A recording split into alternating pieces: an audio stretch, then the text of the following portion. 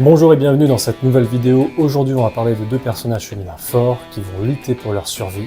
Bienvenue sur la chaîne. Je vous parle de ces deux œuvres parce que je trouve qu'ils ont quelques points communs. Leur titre à rallonge, des femmes fortes et aussi des histoires complètes qui se terminent assez rapidement. Je commence par Ain't No Grave, son titre en version originale, scénarisé par Skottie Young et dessiné par Jorge Corona. Salute familia, ça c'est de la ref. En préparant la vidéo, j'ai vu que pas mal de libraires et de lecteurs ont été conquis par ce titre. Je me devais d'en parler, de marquer cette lecture, parce que c'est ma compagne, ma chérie, qui me l'a offert 2 jours avant d'être hospitalisée pour une hernie discale. Merci à toi chérie, je t'aime. Il s'agit ici d'un western fantastique horrifique. Nous suivons Ryder, une ancienne hors-la-loi qui n'a pas forcément raccroché les revolvers. Elle a fondé sa famille et malheureusement elle apprend qu'elle est atteinte d'une maladie incurable. Au lieu de rester en famille avec son mari et sa fille, elle fait le choix d'aller à Cypress, une espèce de ville entre le monde des vivants et le monde des morts, pour retrouver la personne à abattre, la mort elle-même. C'est un récit complet en 5 chapitres. Ces chapitres représentent les étapes du deuil. On a le déni, la colère, le marchandage, la dépression et l'acceptation. L'épisode sur la dépression est un chapitre muet, et tout le talent de Monsieur Jorge Corona explose et s'exprime dans ces pages. Juste magnifique. Le personnage de Ryder est un personnage fascinant parce qu'il est aux antipodes des héros actuels. C'est une véritable meurtrière, une tricheuse, et elle n'hésite pas à aller au plus rapide pour arriver jusqu'à ses fins. Alors j'ai beaucoup aimé suivre cette meurtrière dans cette quête, pas de rédemption, mais juste cette quête de la mort. Oui, elle a fondé une famille, mais ça ne fait pas forcément de quelqu'un de bien. Effectivement, elle aime son mari, elle aime son enfant, mais ses actes parlent pour elle-même. Qui que je sois au fond de moi, je ne suis jugé que par mes actes. Et elle a fait les pires choix possibles dans sa vie. J'ai beaucoup aimé suivre ce personnage, même si, effectivement, c'est un récit qui se lit rapidement. Après, ça n'enlève rien à l'impact émotionnel de l'affaire. Une promesse est faite au lecteur, va-t-on rencontrer la mort en fin de récit? Mention spéciale au chapitre sur le marchandage avec une partie de poker mémorable à la Casino Royale.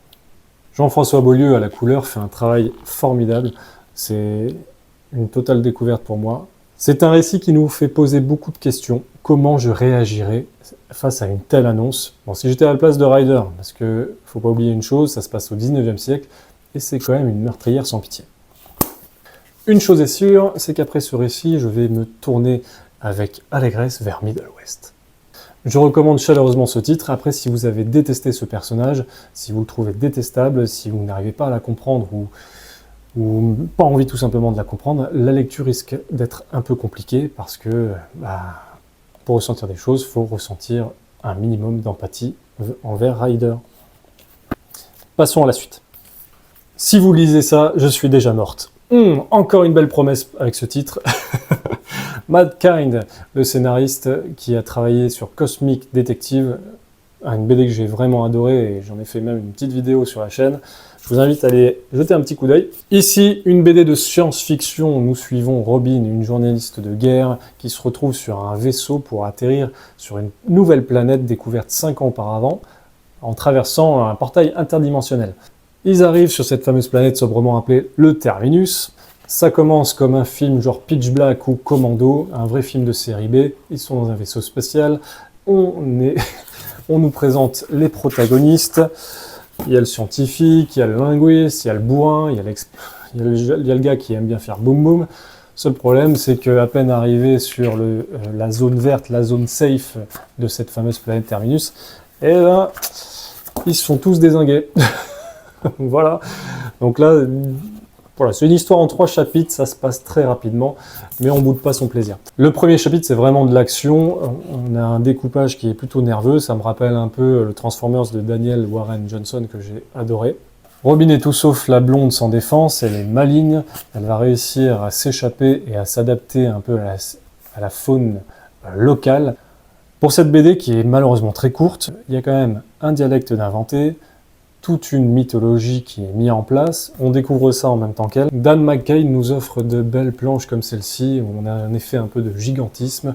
Les civils sur place citent des dieux anciens qui font partie de cette civilisation. Ce qui est intéressant, c'est que nous avons un narrateur en la personne de Robin.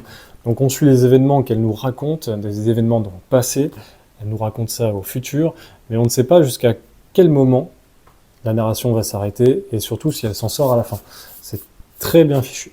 C'est intéressant et prenant, mais comme le récit fait moins de 100 pages, j'ai du mal à m'investir complètement. J'en arrive au principal défaut, c'est sa durée, puisqu'il y a plein de choses qui sont mises en place, que ce soit un univers, un dialecte, la mythologie, entre les créatures techno-organiques, les dieux style kaiju, enfin c'est hyper riche. Hyper riche, surtout qu'en bonus, nous avons quelques notions du dialecte pour pouvoir, lors d'une seconde lecture, pourquoi pas, s'amuser à traduire les bulles du langage extraterrestre. Les doubles pages et les couleurs chaudes sont superbes. On reste un petit moment dessus quand même. La révélation lors du début du 3e chapitre me rappelle énormément le film Apocalypse Now.